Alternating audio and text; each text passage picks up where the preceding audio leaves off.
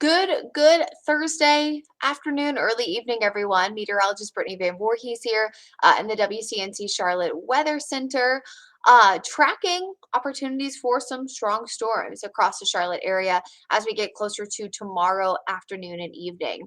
Primary time frame here is going to be after 4 p.m., especially for areas in the mountains around that time, and then generally shifting closer to us. Before we get there, I just want to acknowledge the fact that we are seeing showers out there right now, and I'm going to track this for you too. But the primary reason for this stream, of course, is talking tomorrow's severe weather risk and why it's so important for folks at home, of course, to stay weather aware. So let's start off with taking live pictures here across the Charlotte metro area. You can see our quad box camera that we see from Monroe, Dallas, Kannapolis. It is cloudy. It is gloomy. We're even seeing some light rain in a few spots across the area right now. It is not a heavy rain night by any stretch of the imagination, but you can see some of those showers mainly well south of the Queen City at this hour. Some of this light rain over southern parts of Union County. You can see pretty much hugging, I would say 29 in area south. So Waxhaw still seeing a little bit of light rain, Monroe, Marshville, and area south, but whereas Weddington, Matthews, Unionville, you're all dry. Still some light rain for Ansonville, Polkton, down toward Wadesboro. And then we're also seeing some showers on the southern tip there of parts of York County, of course, down toward Chester, Lancaster County as well. So you can see McConnell still seeing some light rain for northern Chester, over toward Lansford, Fort Lawn, Lancaster, Van Wyck, Jackson, also some light rain. So again, it's very spotty in nature, very light in nature.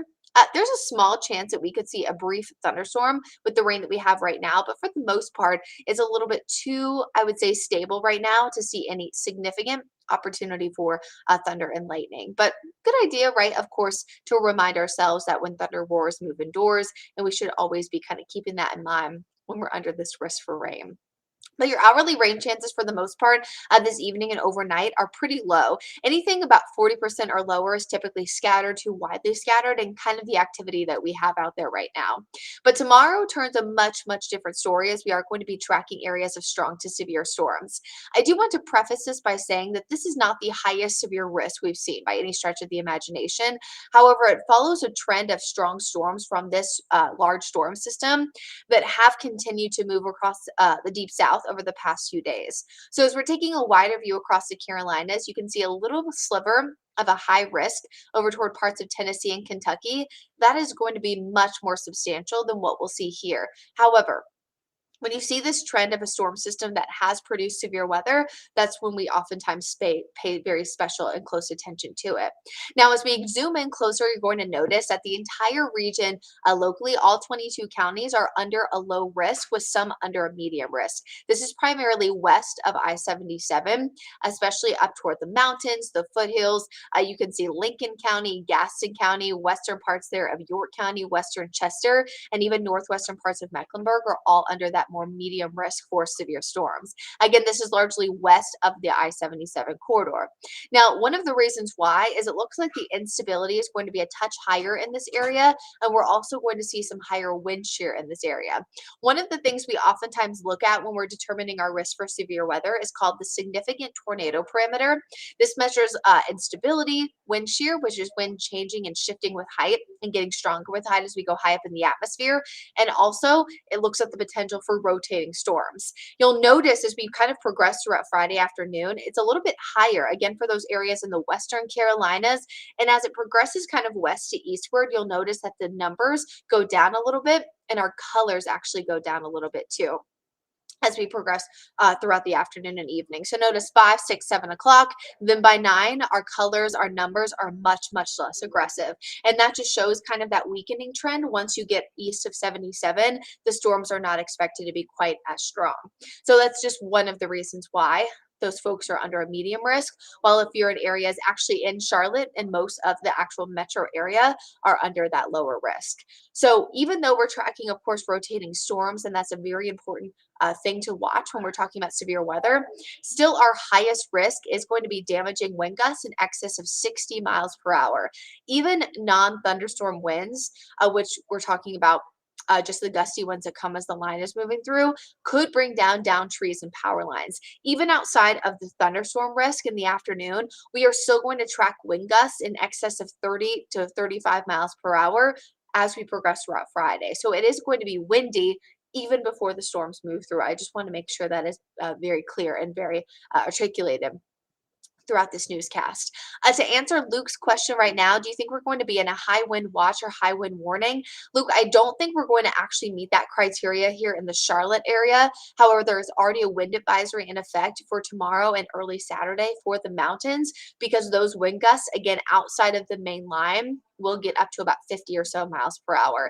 So no, I don't think we're going to match that criteria here in the metro, but we have already matched it up in the mountains. Joy asking, do you think there'll be tornadoes? Good question, Joy. That was my next thing I was getting to. So the tornado risk is low, but it is not zero. There is a chance that we will see a spin up tornado even across the Charlotte metro area. The entire region, again, under that low risk, which does include a 2% chance of a spin up, whereas those areas in the medium is at a 5% chance. I know those numbers oftentimes seem low, but the way you should be thinking about this is a 2% chance means we are twice as likely than a normal day. A 5% chance means we are 5 times as likely than a normal day. So again, it is a chance, it is low, but we want to make sure folks are staying weather aware. Again, the primary time frame here will be anywhere between 4 p.m. when we're talking about storms starting in the mountains all the way through 10 p.m. Tomorrow evening. Now, something else that we don't oftentimes see in the Carolinas, I want us to be focused on is there's actually a low risk for some large hail. Typically, this is 1 inch or higher, which is large hail for us. Maybe not if you're talking about places over, in the Midwest or even the western part of the country toward Colorado, but still decently sized for us. If these storms can get strong enough and high enough when we talk about updrafts and high winds, as the storms grow, they meet that level of cold air well high up in the atmosphere, and oftentimes those balls of ice and that hail can form from that.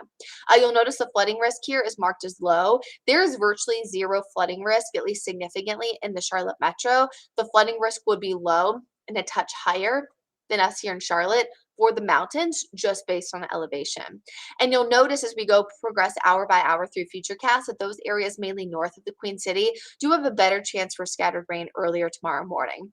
But here comes the afternoon. You'll notice a few peaks of sunshine that'll help with our instability. And as we approach that 3-4 o'clock time frame, notice the storms kind of popping up already in the mountains. But as we get closer to 4, 5, and 6, the heavier rain starts to move in. There you go. You see that bright pocket of orange and red indicating that heavier rain. This is kind of the time frame we're watching.